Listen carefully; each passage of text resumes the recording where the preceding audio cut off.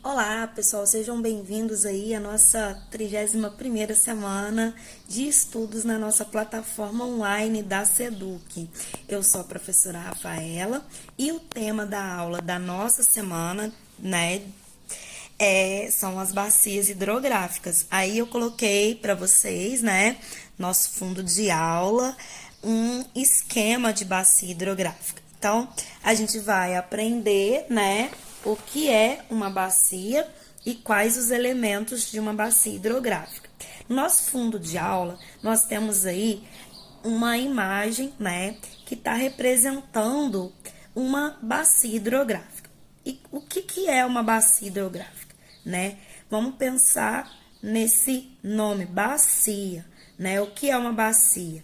É um recipiente aonde a gente vai colocar um líquido, né? A gente chama de bacia. A bacia hidrográfica é mais ou menos isso. Devido ao relevo, né, a gente pode observar que a gente tem ali um relevo que a gente tem uma parte mais elevada e uma parte mais baixa, né? E aí o que acontece? Esse relevo, ele vai ter um escoamento de água da chuva. Olha lá, ó, a gente tem ali uma nuvenzinha chovendo. Então essa chuva, ela vai escorrer, né, pelo terreno e ela vai, uma parte dessa água vai infiltrar para uma direção e a outra parte vai infiltrar para uma outra direção.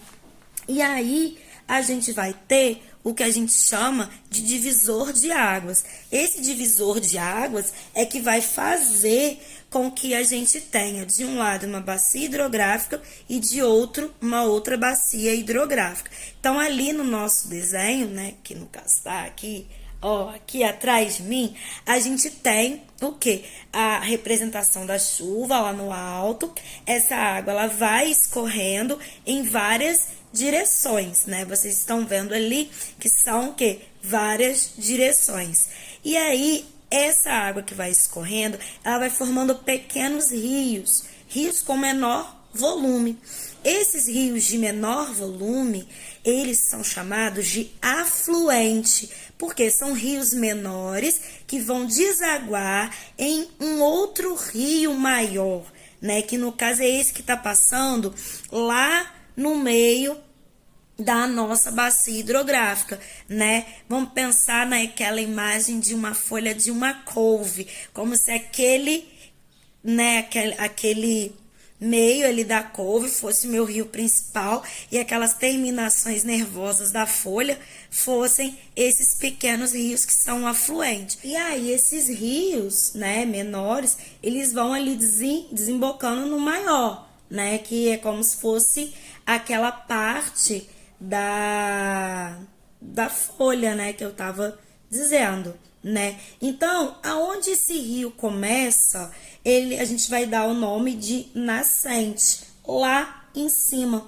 Geralmente o rio, ele começa nas partes mais altas e ele vai descendo, né? À medida que vai perdendo a altitude, essa água ela vai escoando, né? Como a gente tem ali no nosso exemplo, né? O leito do rio. O que é o leito do rio? Ó, a setinha ali, ó. O leito do rio é o espaço por onde o rio corre, né? Então, o fundo do rio ali, aquelas margens do rio, ali é o leito do rio, né? O interflúvio são as regiões mais elevadas ou mais altas, que foi o que eu comecei a dizer na nossa aula, dos divisores de água, que fazem a gente ter uma bacia de um lado e uma bacia de outro, uma bacia numa direção, uma bacia em outra direção. A gente vai ter também a foz do rio, né? O que é foz? Foz é onde o rio termina, aonde ele vai desaguar.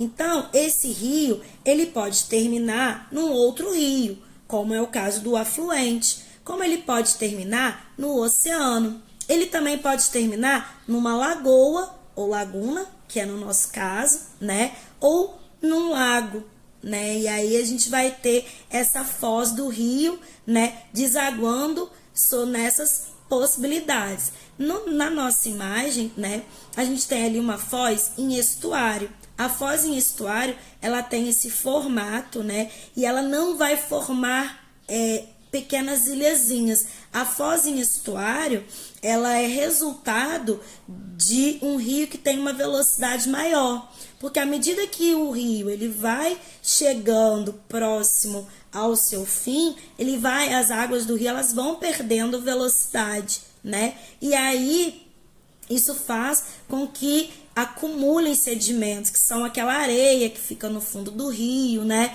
Pedaços de rocha, parte do solo, que vão sendo carregados por o processo de erosão que o rio faz ao longo do seu trajeto. E as bacias hidrográficas, elas também podem ser classificadas, né? Como eu já tinha falado, quando deságua no mar, né? Quando a foz do rio ela termina no mar, né? Ela é chamada de exorreica, externa, tá indo para o mar, para o oceano.